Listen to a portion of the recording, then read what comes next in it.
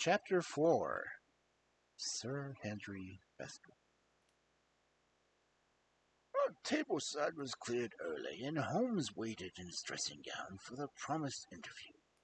Our clients were punctual for their appointment, for the clock had just struck 10 when Dr. Mortimer was shown up, followed by the young baronet. The latter was a small, alert, dark-eyed man, about 30 years of age, very sturdily built, with thick black eyebrows and a strong, pugnacious face. He wore a ruddy-tinted tweed suit, and the weather-beaten appearance of one who had spent most of his time in the open air. And yet there was something in his steady eye and the quiet assurance of his bearing which indicated the gentleman. "This is Sir Henry Baskerville," said Dr. Mortimer. "Why, yes," said he, "and the strange thing is, Sherlock Holmes, that if my friend here is not to be found coming round this morning, I should have come on my own. I understand that you think a little puzzles, and I've had one this morning which wants more thinking out than I am able to give it. Pray, take a seat, Sir Henry. Do I understand that to say that you have yourself had some remarkable experience since you arrived in London?" "Nothing much importance, Mr. Holmes. Only a joke, as like as not. It was this letter, if you can call it a letter, which reached me this morning." He laid an envelope upon the table, and we bent over it. It was a common quality, greyish in colour. The address, Sir Henry Baskerville, Northumberland Hotel, was printed in rough characters. The postmark, Charing Cross, and the date on the posting proceeded. "Who knew we were going to be at the Northumberland Hotel?" asked Holmes, glancing keenly across at officer. "No one could have known. We only decided after I met Dr. Mortimer." "But Dr. Mortimer was no doubt already stopping there." "No, I was staying with a friend," said the doctor. "There was no possible indication that we intended to go to this hotel." "Someone seems to be very deeply interested in your movements." Out of the envelope he took a half-sheet of foolscap paper and folded it into four. This he opened and spread flat on the table. Across the middle of it, a single sentence had been formed by an expedient of pasting printed words upon it. It ran, "As you value your life and your reason, keep away from the moor." The word "moor" only was printed in ink. "Now," said Sir Henry Baskerville, "perhaps you will tell me, Mr. Holmes, what in thunder is the meaning of that, and who is it that takes such interest in my affairs?" "What do you make of it, Dr. Mortimer? You must allow that there's nothing supernatural about this, at any rate."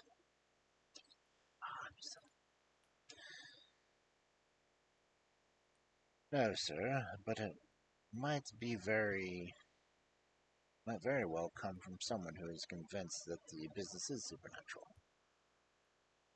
"What business?" asked Sir Henry sharply. "It seems to me that all you gentlemen know a great deal more about this than I do my own affairs." "You shall share your knowledge before you leave this room, Sir Henry. I promise you that," said Sherlock Holmes. "We will confine ourselves in the present, with your permission, to this very interesting document, which must have been put together and posted yesterday. Have you yesterday's Times, Watson?" "Yes, it is here, in the corner." Might I trouble you for it? The inside page, please, with the leading articles. He glanced swiftly over it, running his eyes up and down the columns. Capital article on free trade. Permits me to give you an extract from it. You may be cajoled this into imagining that your own special trade or your own industry will be encouraged by a protective tariff. It just stands to reason that the legislation must be in the long run keep away wealth from the country, diminish the value of your imports, and lower the general conditions of life in this island. What do you make of that, Watson? Cried Holmes in high glee, rubbing his hands together with satisfaction. Don't you think that is an admirable sentiment? Dr. Mortimer looked at Holmes with an air of professional interest, and Sir Henry Baskerville turned a pair of puzzled dark eyes upon me. I don't know much about the tariff and things of that kind, said he, but it seems to me that we've got a bit off the trail so far as that note is concerned. On the contrary, I think we are particularly hot upon the trail, Sir Henry. Watson. Watson here knows more about my methods than you do, but I fear that even he has not quite grasped the significance of this sentence. Oh, I confess I see no connection.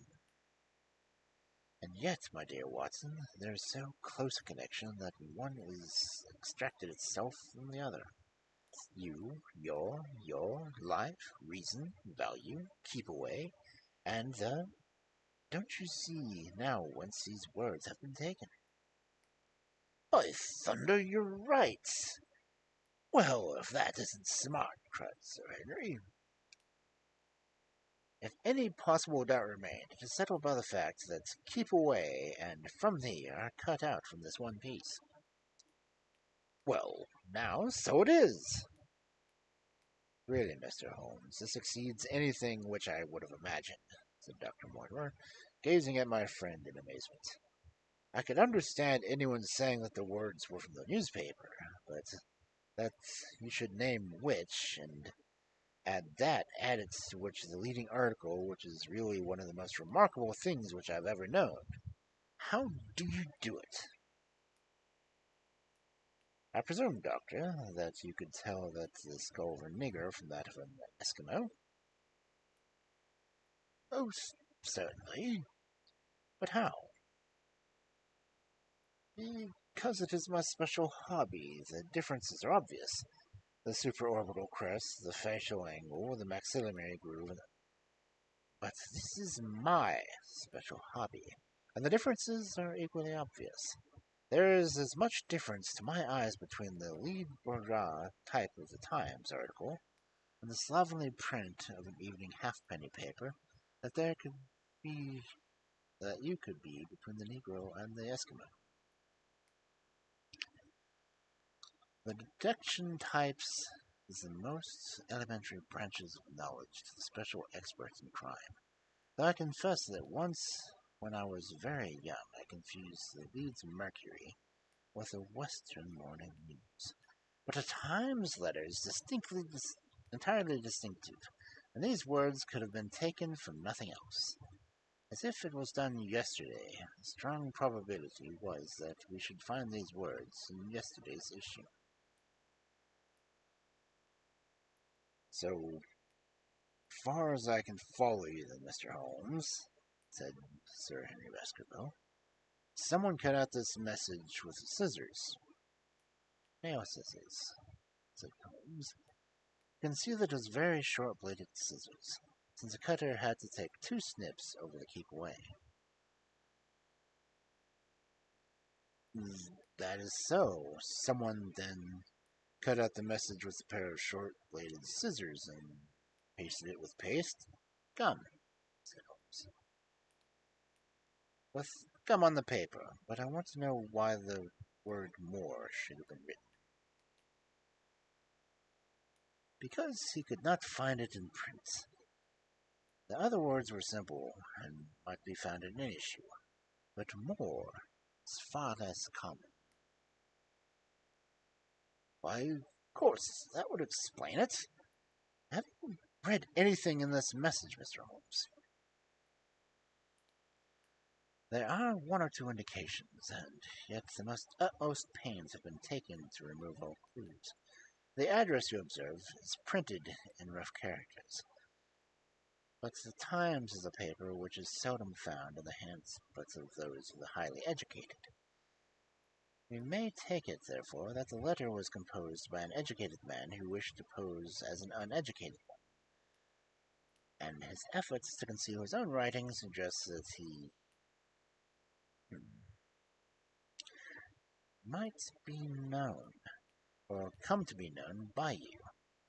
Again, you observe that the words are not gummed, accurate line, but that some are much higher than others. Life, for example, is quite out of its proper place. That may point to a careless, or it may point to an agitation or hurry upon which part of the cutter. On the whole, the incline is to the latter view, since the matter was evidently important, and it was unlikely that the composer of such a letter would be careless. If he were in a hurry, it opens up to an interesting question.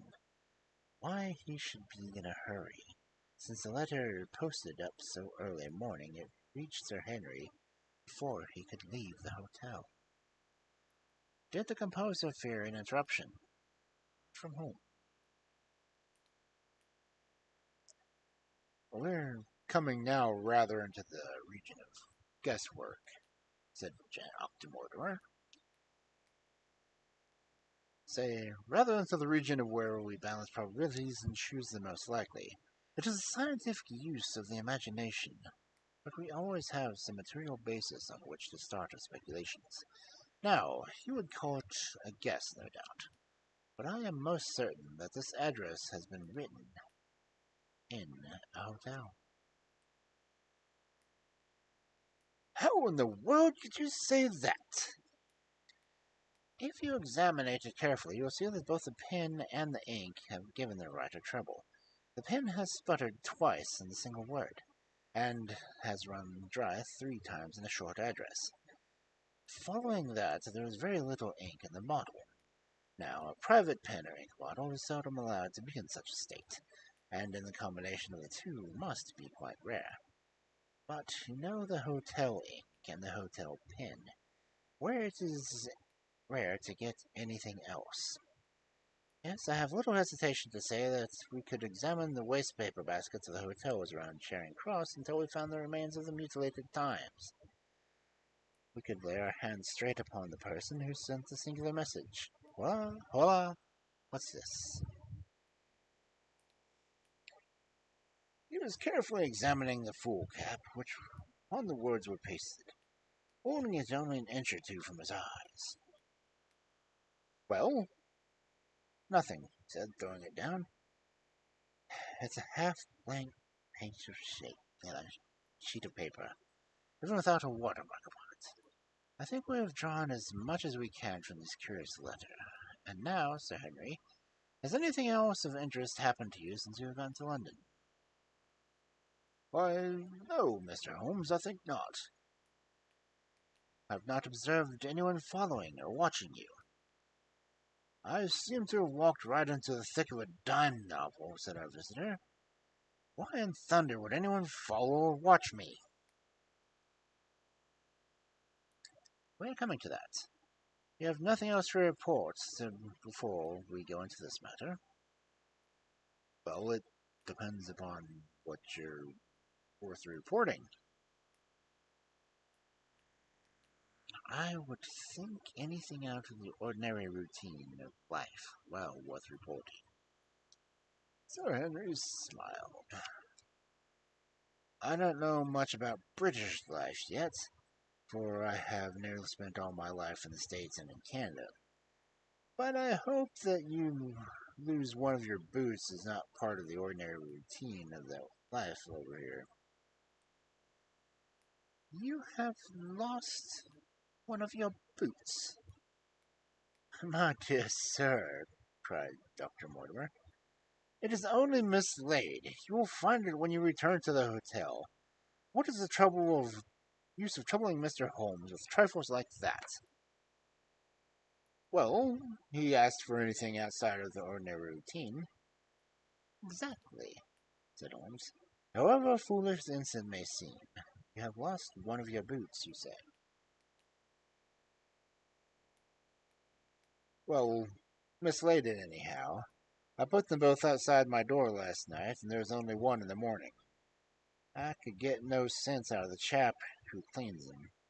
The worst of it is, I only brought the one pair last night in the Strand, and I have never had them on. If you have never worn them, why did you put them out to be cleaned? They were tan boots and had never been varnished. That's why I put them out. Then I understand that on your arrival of London yesterday, you went out at once and bought a pair of boots. I did a great deal of shopping.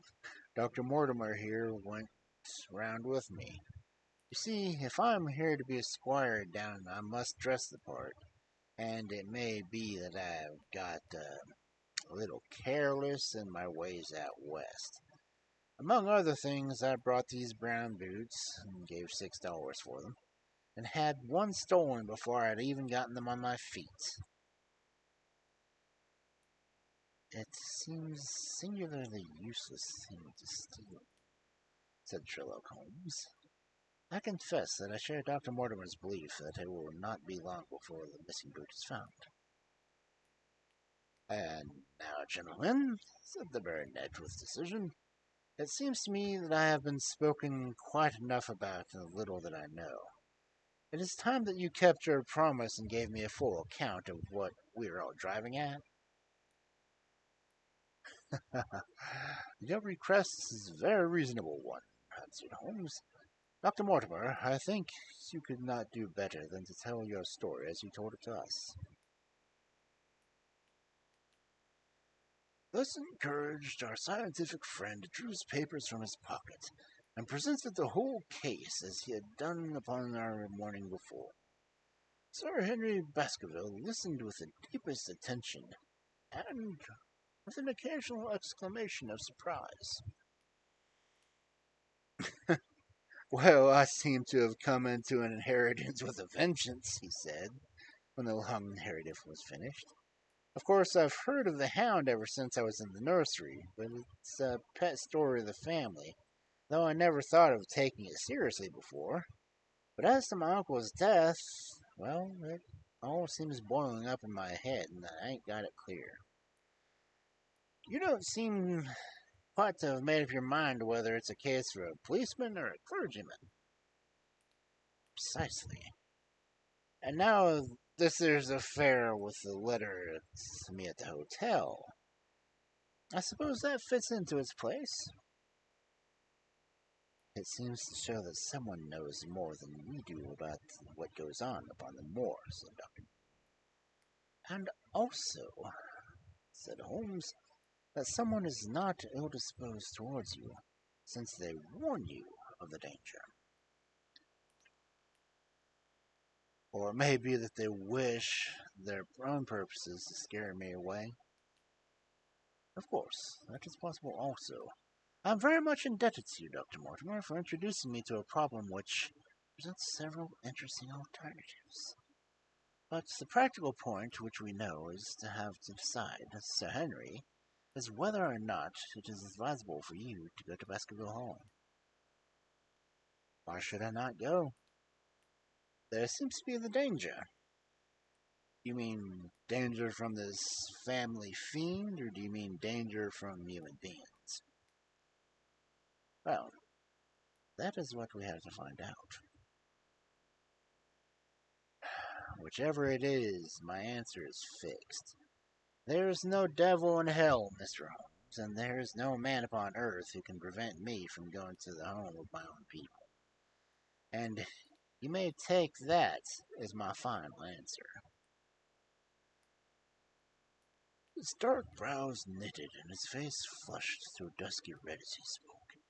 It was evident that the fiery temper of the Baskervilles was not extinct in this last of their representatives. Meanwhile, he said, I've hardly had time to think over all that you've told me. It's a big thing for a man to have to understand and to decide at one sitting. I should like to have a quiet hour by myself to make up my mind.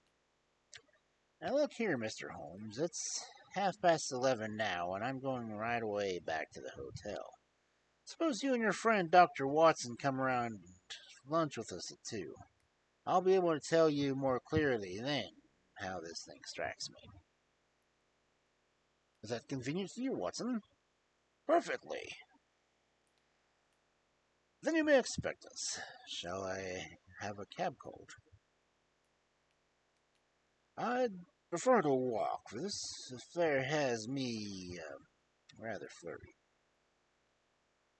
I'll join you in a walk with pleasure, said his companion. Then we meet again at 2 o'clock. Au revoir and good morning. We heard the steps of our visitors descend the stair and the bang of the front door. In an instant, Holmes was changed from the languid dreamer to the man of action. Your hat and boots, Watson, quick, not a moment to lose. He rushed into his room in his dressing gown, and was back again in a few seconds in a frock coat. We hurried together down the stairs into the street.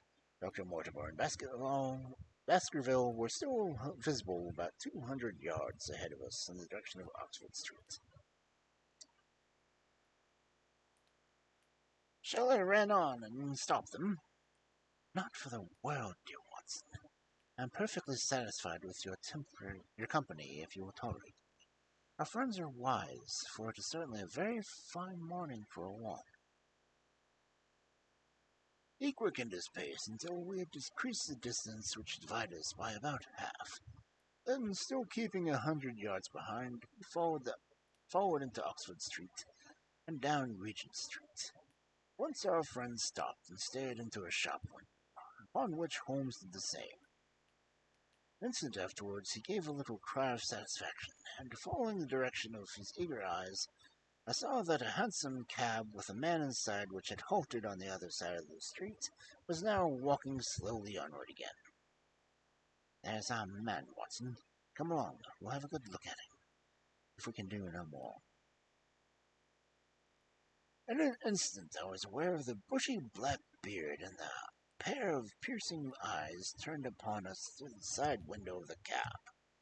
Instantly the trapdoor on the top flew up, something was screamed at the driver, and the cab flew madly down out of Regent Street.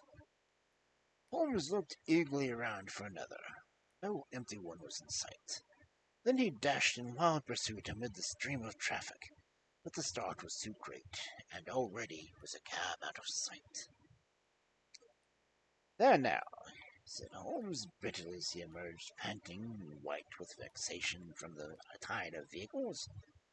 Was ever such bad luck, and such bad management too? Watson, if you are an honest man, you will record this also, and set it against my success. Who was the man? I have no idea. The spy? Well, it was evident from what we have heard that Baskerville has been very closely shadowed by someone since he has been in town. How else would it be known so quickly that it was in the Northumberland Hotel which he had chosen? If they had followed him the first day, I argued that they would also follow him the second. You may have observed that I twice strolled over to the window while Dr. Mortimer was reading his telegram. Yes, I remember. I was looking out for loiterers in the street, but I saw none. We are dealing with a clever man, Watson. This matter cuts very deep. Though I have not finally made up my mind whether this is a benevolent or malevolent agency which is in touch with us, I am conscious always of power and design. When our friends left us, I at once followed them in the hopes of marking down this invisible attendant. So wily was he that he had not trusted himself upon foot, but he had availed himself of a cab, so that he could loiter behind, or dash past them to escape their notice. This method had the additional advantage that if they were to be taking a cab, he was already ready to follow them. It was, however, one obvious disadvantage. It put him in the power of a cabman. Exactly. What a pity we did not get the number. My dear Watson, clumsy as I have been, you surely did not seriously imagine that I neglected to get the number. 2704 is our man, but that is of use to us at the moment. I fail to see how you could have done more. On observing the cab, I should have instantly turned and walked in the other direction. I should then have, at my leisure, hired a second cab and followed the first at a respectful distance, or better still, have driven to the Northumberland Hotel and waited there. When our unknown had followed Baskerville home, we should have had the opportunity of playing his own game upon himself, and seeing where he made for. As it is, by an indiscreet eagerness which has taken advantage with an extraordinary quickness and energy by our opponents, we have betrayed ourselves and have lost our man. He had been sauntering slowly down Regent Street during the discussion. Dr. Mortimer, with his companion, had long vanished in front of us. There is no object in our following them, said Holmes. The shadow has departed and will not return. We must see what further cards we have in our hands, play them with decision. Could you swear to that man's face within the cab?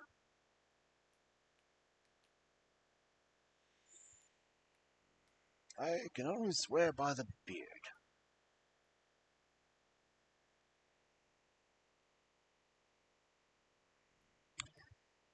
And so could I, from which I gather that, in all probability, it was a false one. A clever man upon so delicate an errand has no use for a beard, save to conceal his features. Come in here, Watson. He turned into a distinct messenger office, where he was warmly greeted by the manager. Ah, Wilson, I see you have not forgotten the little case in which I had your good fortune to help you with. No, indeed, sir, I have not. You saved my good name, and perhaps my life. My dear fellow, you exaggerate. I have some recollection, Wilson, that you had among your boys a lad named Cartwright who showed some ability during an investigation. Yes, sir, he's still with us. Could you ring him up? Thank you. And I should be glad to have change of this £5 note. A lad of 14, with bright, keen face, had obeyed the summons of the manager. He stood now gazing with great reverence at the famous detective. Let me have the hotel directory, said Holmes.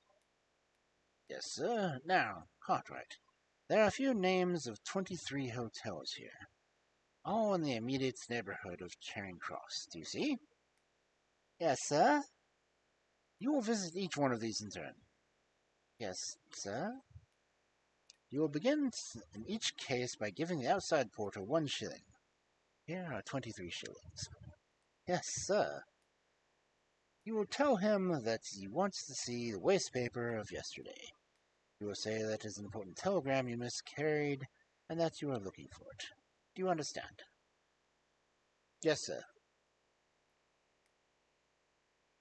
By what you are really looking for is the center page of the Times, with some holes cut out with scissors.